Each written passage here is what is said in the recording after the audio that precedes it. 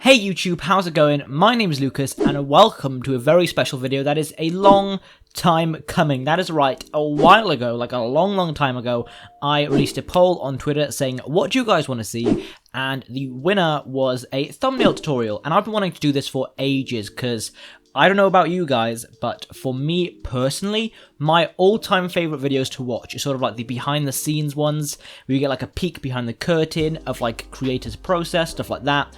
So I'm really excited to make this because I think it's going to be very fun to show you guys how I make my thumbnails. And if you need some help making your own, then perfect. So before we begin, I just want to talk about like what I think helps to make a good thumbnail, and I've sort of narrowed it down to two things. One is just having a good eye for graphic design. It's hard to really describe it and work it, but if you know what looks good, then it should help your thumbnails look good, which I know is a very sort of vague statement, but you know, it's all about developing that eye for what looks good. And if you do graphic design, if you do art, stuff like that, you should generally know. But aside from that, another huge thing that I think is the most important of all time in terms of making a good thumbnail is knowing your editing software, your photo editing software, as best as possible. The more you know how to use it, then the easier it is to transform the image in your mind onto the screen. Now, there are countless photo editing softwares out there for you to use. You know, there's a GIMP, I'm using Fire Alpaca, there's Photoshop, you could use PowerPoint or Paint, whatever. So I can't break down like how to use each and every single one. You'll have to look up a tutorial for like your specific photo editing software for you. But for me, I use Fire Alpaca. I experiment with it a lot to learn new things, and I do think that knowing how to use it is like the most important thing. Like, don't be thinking, hey, if I get Photoshop and spend all my money on Photoshop, then all my thumbnails gonna look instantly amazing. Like, no, you need to know how to use Photoshop. You can make a decent looking thumbnail on PowerPoint, which I'll put on screen now. And as long as you know how to use PowerPoint to make a good thumbnail, and again, make that image you see in your mind, then you should have no problem using it. But all of that aside, let's just get into how I make mine out. Again, I'm using Fire Alpaca, not the most efficient software in the world. It has some things that bug me, but it's what I use and what I've just been using, so I just stick with it because I'm stubborn as a donkey. And you can see on screen now, I've got my 100 baby challenge thumbnail on screen as an example. I've got LANA Adventures, that's Sims 3, so maybe I'll just sort of put that to one side, but again, another example. It's in the same style. My latest version of the Time Lord Challenge thumbnail, and this sort of mock-up I made for Island Paradise with Nyla that doesn't exist. And today, yes, I'm going to try to be making something in these styles. As you can see, the styles varied a little bit, but it's generally the same thing. You've got your sim on this side, sort of something in the background by here, and then like the text, and then a landscape that's been blurred in the background. All basic stuff. Now, as for today's tutorial, I'm going to be making a fake mock-up for a Get Famous Let's Play. It doesn't exist, but I'm going to make a like hypothetical thumbnail for it with our baby Cerulean from the 100 Baby Challenge, going through again every single step I do. So without further ado, let's download a pose, which I think is the first step and a very important step. Now, if you already know how to download cast poses, I will put a time on screen now for you to skip to if you want to just skip this bit, because you know how to do it. But if you don't, stick around, I'll show you now. It was something I found like very intimidating before I actually did it, but then I realized, oh my god, no, this is easy. Why wasn't I doing this before? You know, it's really not hard to do, and so I'll show you guys how to do that now. So if we go to this lovely Tumblr page here, some of you guys may know it, LANA CC Finds. This is such a great CC blog, but all we're focused on right now is the poses. So if you go to all tags Sims 4 CC, or if you're doing Sims 3, which, you know, you could use this same process for that, then go ahead and then head over to poses, and then cast poses. You'll then be redirected to this page here, which has all the poses nicely lined up. So here, as you can see, we have some male ones. We need one for Cerulean, so a male one isn't really going to suffice. You just scroll through and find one you think looks good. Now, I want her obviously posing like one would on a magazine maybe, because it's going to be a Get Famous Let's Play, so we want something quite bougie looking. Ooh, so I'm kind of feeling these. I really like them. I don't think I have these ones, but I have liked it, so maybe I do. I'm not sure, but usually like I'll give it a like, maybe look at some other ones, and then head back to my like page later and just go through them all and pick my favorite one. But for now, I'm just going to go with this one. So all you got to do, first of all, look down here to see what CAS trait it will take over. So here it says it replaces the family oriented trait. So basically what it means is that you download this, then when you go into CAS and click the family oriented trait, instead of doing the usual animation it does, it'll have the sim cycle through these poses, so we know which trait it is. You just go ahead and download it.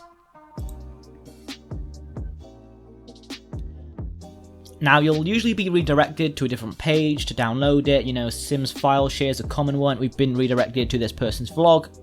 Did I just say vlog? We've been redirected to this person's blog. Shout out to Catverse. Thank you for the pose. Bam, it's downloaded perfectly.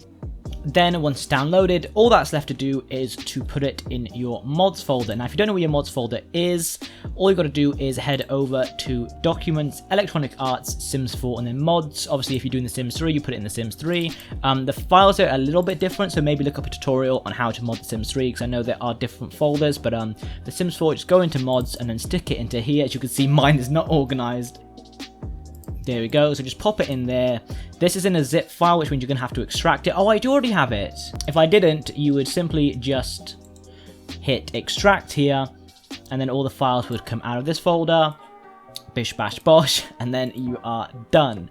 So now that's installed, we're going to head in game, take some photos of our lovely sim, and then head back into the photo editing software to edit those photos and work on the thumbnail. Alright guys, here we are in CAS with Cerulean. As you can see, I have a white CAS background mod that replaces the sort of bluey green gradient with a white one. This isn't mandatory, but I do find it helps a lot when it comes to editing the photos later. I'll link it down below. There are other colors as well aside from white. I'm not going to show you guys like how to install it, because it's basically the same as the poses, but yeah, I do highly recommend it. It just makes editing the photos so much easier because you just have a solid color background just to replace it.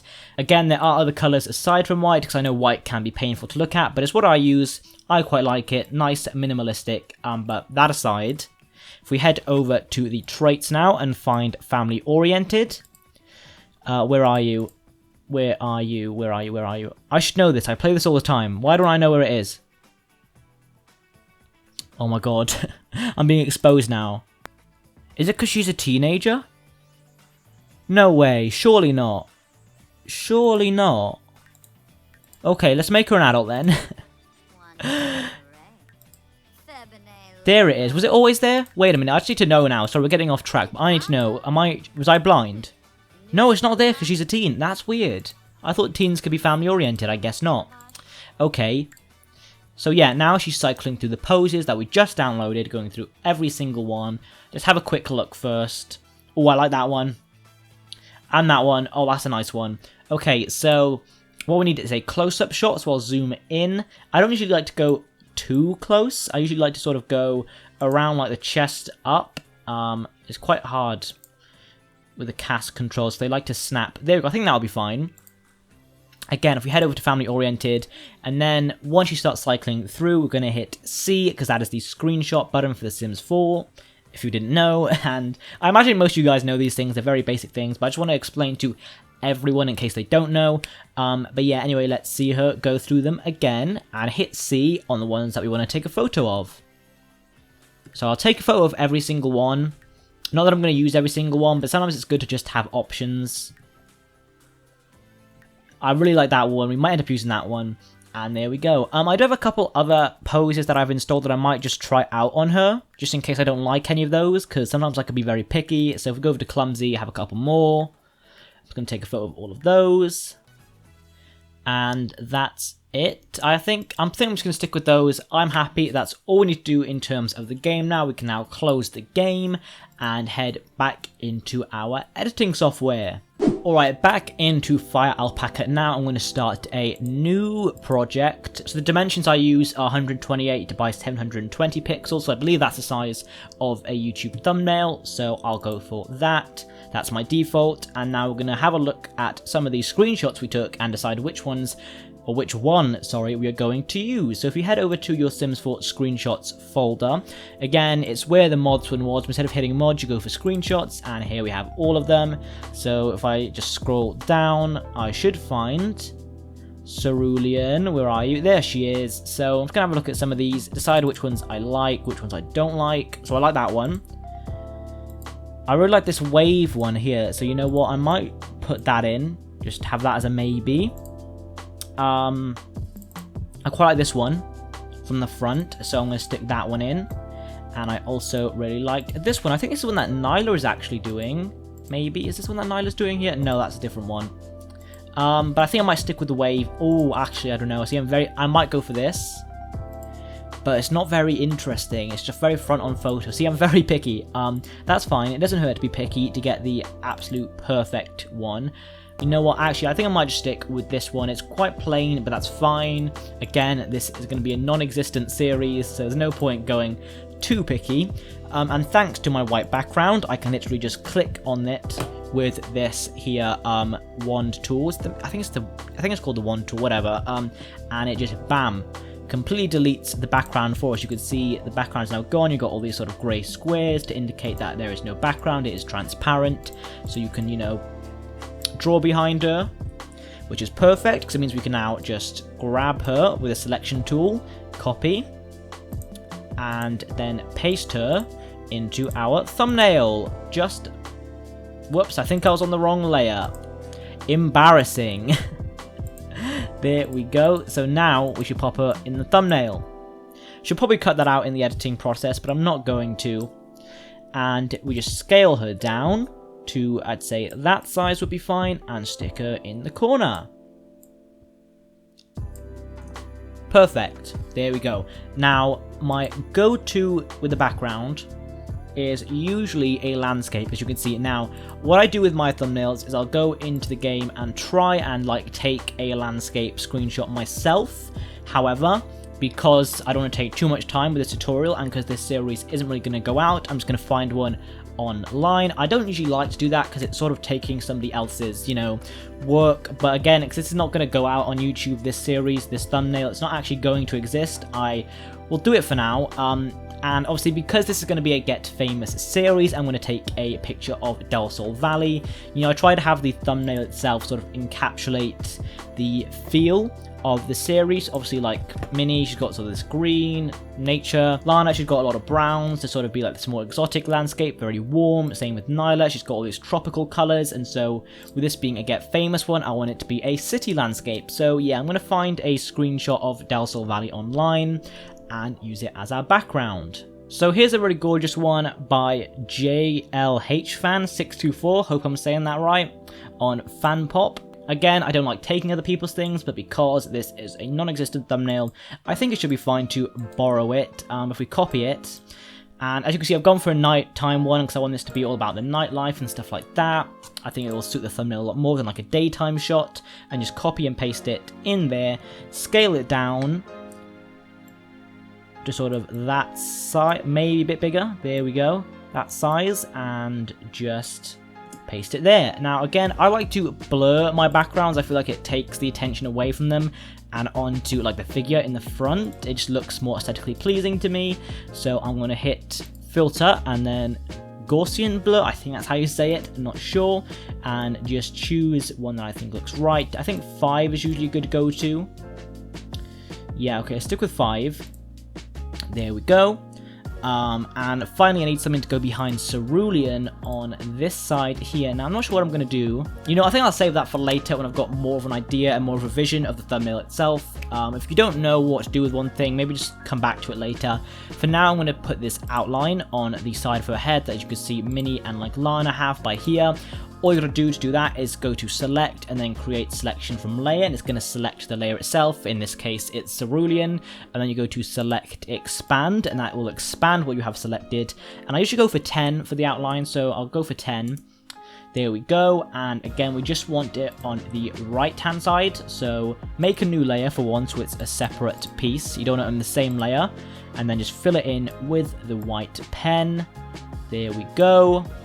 I like that. It sort of divides sort of Cerulean from this bit itself. I might also just delete this part of the background so it's out of the way. Bam! And yet another thing as well is the border. Now usually I'll just copy and paste this from there we go. Yeah, usually I'll just copy and paste it from like a pre-existing thumbnail, but to show you guys how I made it in the first place, it is quite easy. All you do is grab your background. So you go select, then go for contract 20, select inverse, new layer, of course. Just sort of color it in white, so we have almost the border, it's almost there. Then all you got to do is go back to your background layer, go for select again, contract this time just by 10 as opposed to 20, go for select inverse, go back to your border layer and then just hit delete, and there we go. Now you've got yourselves a nice lovely border. You can play around with the thickness and stuff like that. This one's not quite the same as that one, I'd say, but it's close enough for now. You know what, I won't bother changing it, I think. But one thing I want to do as well is just go back to our background for a second, mess around with like the saturation. I said the twice. Just to get the colors popping. So yeah, all you got to do is go to filter and then hue. You have your saturation here. If you want more saturation, less saturation. Don't really mess around with hue. That just, you know, changes the hue itself, so things get a bit funky. I mean, if you want to go for something quite funky, there you go. Look, you got purples popping now. That's a bit trippy. You could go for something like that if you wanted to, but oh, actually, I'm kind of feeling that. But you know what? Maybe not. Maybe we'll just stick to how it is. Oh, I quite like that though, sort of that in between. But yeah, go for a higher saturation. Maybe turn down the brightness a little bit. There we go. Then we also have levels here, which is sort of more so, I think that's to do with contrast. Yeah, so it's basically contrast, but with a fancier name, so maybe I might turn the contrast down a bit. And one final thing is tone curve, so if you say you want a certain colour to pop out more, maybe you want to go to more like a bluey hue, which we might do here, because her name is Cerulean, and she's got the blue hair. Choose, you know, B for blue, and then just move that sort of more this way if you want it a bit more blue. If you want a bit more green in there as well, maybe move that. And then if you want to turn down something like red, the red hues, go to R and then move that down a bit. So it's a bit colder now. It sort of fits the color scheme more. Color scheme is a very important thing. And then hit OK. There we go. Now the colors pop a bit more, the blues pop a bit more, the reds are sort of a bit more dim. So again, color scheme very important. Try not to have too many colors. Helps everything tie it together. And I think that's done for the background. Might tweak it a bit later. Let's focus on Cerulean herself now. Now, one thing I like to do, you can just leave your sim like she is here, or you can do what I like to do, and I like to edit her like maybe one would edit a photo of someone in Photoshop. So just, you know, highlighting and shadowing, I think it helps a sim pop. So if we go to like TLC, for example, you can see I've like sort of highlighted her cheeks and her chin and added some shadows in the cheekbones, added some highlights here, stuff like that. I think it just makes the sim have more depth. You don't have to do it, but I like to do it. So similar to how one would maybe contour their face, if you head over to airbrush and just play around with the settings so you have something that looks quite faint, I'm going to change to black like that. Maybe go for one a bit bigger. There we go. And but yeah, like one would contour a face, make sure it's on a new layer as well. Just sort of put in some shadows. Now this is not how it's gonna like look once it's finished, so don't worry. I know it's very dark at the moment, so maybe just under the chin. I like to go sort of in the bridge of the nose and maybe on the eyelids. Now Cerulean has quite heavy makeup, so we won't have to do too much with her, I don't think, because she already has like a contoured face, but I'll do a little bit just to show you guys like my process. Sometimes like just find the shadows naturally on the face. There we go. Then what you want to do is go for select again, create selection layer from opacity, so that's selecting the airbrushing we just did. You could delete that layer now, we don't actually need it. Now we're on Cerulean's actual face, go back to hue and change the brightness, so we're basically just like dimming that area of her face a little bit more. So I'll go for like maybe 70, and I'll also turn up the saturation a little bit as well so it looks a bit warmer, and hit OK once you're done. It's hard to see because everything goes blue, but like if you can see, say from this photo here, and then if we go back to this one, she's got a bit more shadow on her face now. And then again, I do the same but with highlights. So if you go for like a white airbrush just to help things pop, I like to go for like maybe the chin, the cheekbones, and then the bridge of the nose, like that, as well as the forehead. I mean, her forehead is kind of covered, but maybe we'll just squeeze a bit in there. There we go. I'm happy with that. And then again, select it, delete it because it's no longer needed, but this time do the opposite and go for a increased brightness. So maybe like 121 should be fine. There we go, that's not too bad. I might just bump it up a little bit more. There we go, so now she has just a bit more shading on her face. She looks a bit less flat than she does there. Another thing you can do as well, you don't have to necessarily delete the layers. If I go back and just add that highlight again. If you want like a bit more, I guess, control with it, and want it to pop a little bit more and look a bit less subtle, what you can do is just go to blending, hit soft light, and as you can see, if I turn the layer invisible and non-invisible, you can sort of see the difference that it makes. And then all you got to do is hit this button here, and that then puts it onto Cerulean's face. So that just gives you a bit more control with it. But I'm kind of happy with that now. One more thing I like to do is general shadows. So now we've done the sort of like nitty-gritty sort of small detailing shadows on her face. I'll sort of go for like a bigger shadow just across her whole body. So if the light is coming from over here, I'll sort of like have a big shadow coming down on this side. Maybe I'll go for like a thicker, bigger brush. There we go. And coming down like that. And once again, select it, make it invisible, and just turn the brightness down and the saturation up. Now another thing you can do as well is you can do the soft light trick. So what I like to do is again do soft light like we did with the highlight. Now if you hit clipping, it means that the layer will only appear on what is below it. So as you can see, it's only on Cerulean now, it's not on the background. And this will let you sort of just have it on her.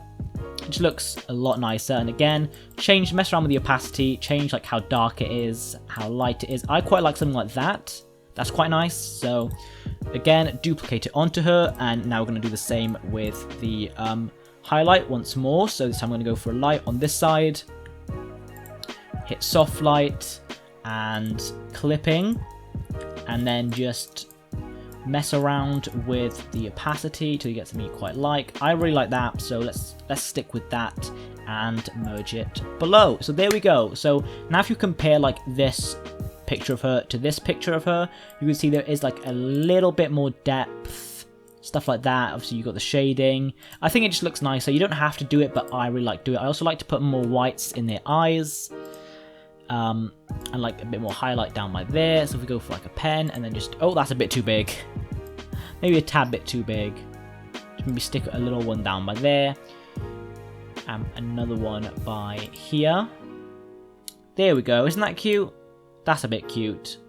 And maybe, ooh, a bit of highlighting on the lip.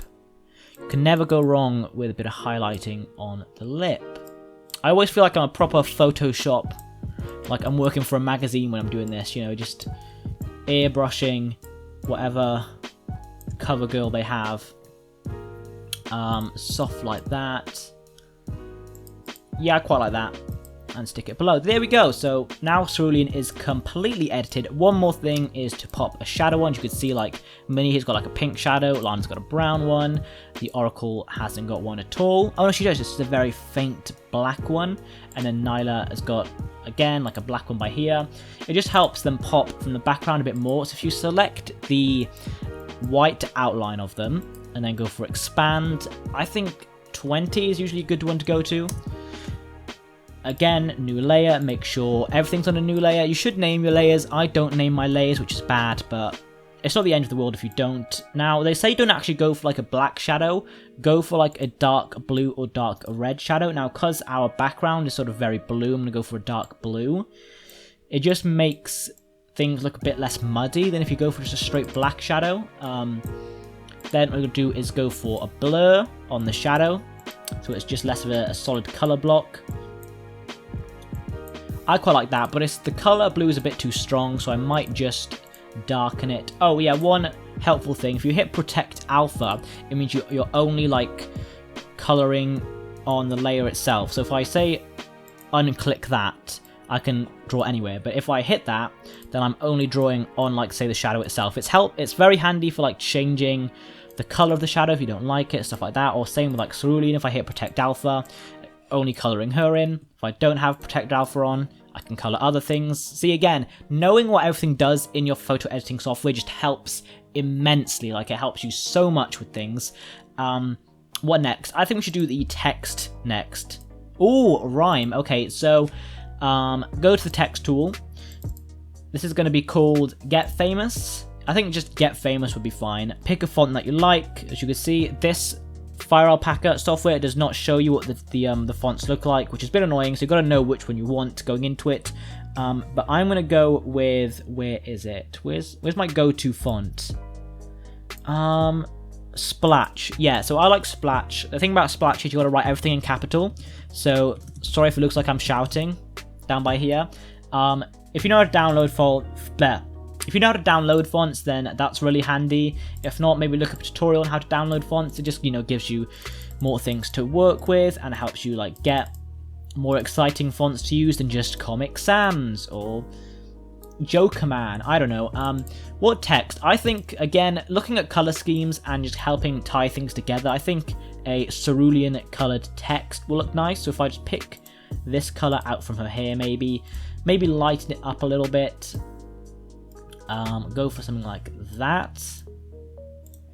I quite like that. Again, color scheme. Don't try and have every single color of the rainbow. It's just going to make everything look messy. The more sort of controlled and limited you are with your color schemes and just using the same color, the better it looks. That's more of a graphic design thing, just like a general graphic design tip. Now, one thing about Fire Alpaca is that it does not have an outline tool, which drives me insane. So you can't pop an outline easily on text. Instead, what you got to do is you've got to do this more complex, convoluted thing. If you have something like Photoshop or GIMP, you probably don't have to do this, but if you use Fire Alpaca like me, you got to do it. Basically, make a folder, stick the text in the folder, and then copy and paste that. There we go. So now you have this here, which is basically an image that is a copy of the text itself. The reason you put it in a folder is because if you copy and paste just the text, it puts it up here, which means you've got to manually try and get it back to where it was. Whereas if you put it in a folder, it just puts it instantly like where it's supposed to be. Put that image underneath the folder now, select it and expand it by 8 is my go-to for an outline. And then just fill it in with some white, and there we go, we got ourselves a nice, lovely outline. I might just pop this in the folder with the actual text itself, just so I can move them together and get the positioning a little bit right. There we go, quite like that. I might just change the color of this blue again, make it a bit darker and a bit greener. Sorry, I'm very fussy. Again, I'm very, very fussy. There we go. Really like that. And now it's got to have the part 1 underneath it. What color should the part 1 be? Should that be also cerulean, but like a different shade? I think I might go for like a darker shade. So part 1. There we go. Now I might make that a little bit bigger, just to sort of balance things out. Should I have it that big, or is that a bit too big? I don't know. I think that's almost a bit too big. You know what? Let's just stick with it. Let's just stick with it. Go for like a darker shade of cerulean. Let's just copy that. Make it a bit darker. Make it a little bit greener. Maybe a tad bit darker. There we go. And again, outline that. So stick it in a folder. Copy and paste the folder. Select.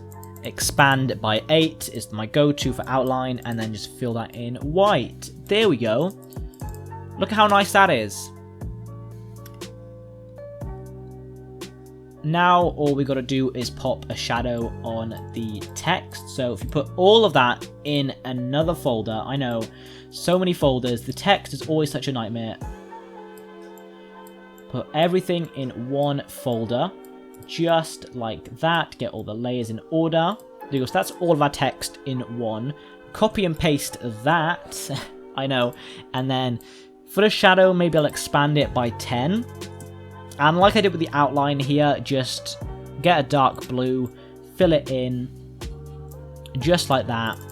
Blur it until I have something that I quite like. So that's quite nice. Turn down the opacity a bit so it's less in your face. And I am happy with that, to be honest. I really like that. Now all I've got to do is sort out what's going to go behind her.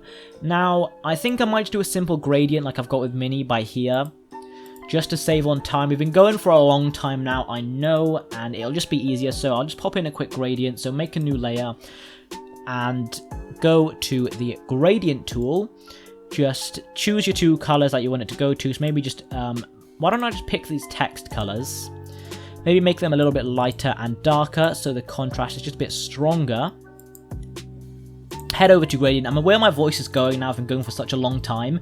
And just draw your gradient like so. Maybe you could play around with it a little bit if you want. You know, change the direction of the color. Oh, I might go from dark to light. Oh, I like that. I like that. And then obviously just delete everything that's in the way by here. And there you go. I might add a shadow on this side of Cerulean as well, just to have her pop out a little bit more from by there. So if we just, again, expand by 10, make a new layer for this shadow. Go for a dark blue and just fill that in. And then blur it. That just will help her sort of pop out from that side a little bit more. There we go, I quite like that. And now if I had time to play around with this a bit more, I might put a little pattern back here, similar to how Nyla has like these leaves, something that might reflect the series, like maybe some money, something like that, because it'll be a Get Famous one. I don't know, maybe leopard print, maybe we have a quick time to do a zebra print, because there's lots of zebra print stuff in Get Famous. Oh, I'm liking this. I was looking at money earlier, but I'm not going to go for money, so let's go for zebra. Pattern. Make sure you're not using like a copyrighted image, obviously. This is quite simple, but not very detailed. Can I get one that's a bit more zoomed out? Let's just go for this one. Copy it. Paste it.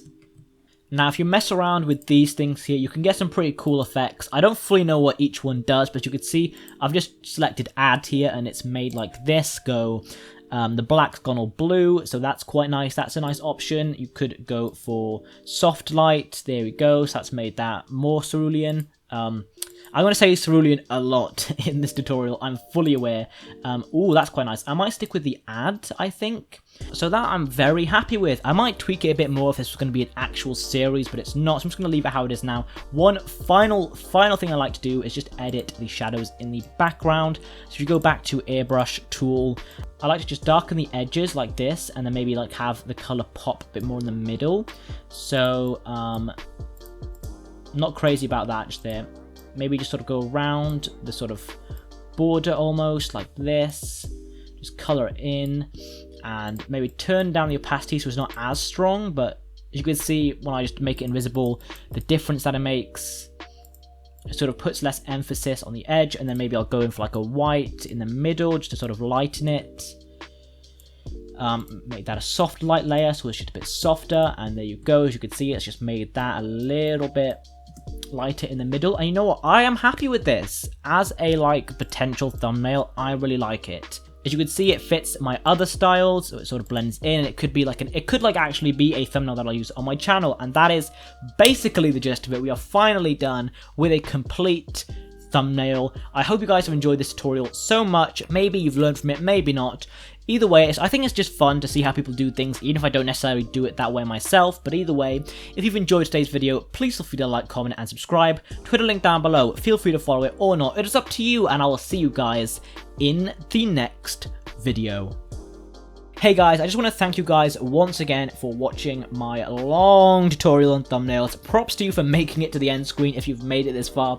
I've decided to link below some other thumbnail tutorials that other fellow simmers of mine have made. If you want to check those out and see their process, be my guest. They are so interesting. I now have the difficult task of editing this monstrosity I've filmed for such a long time. And yeah, I will see you guys in the next video. Peace.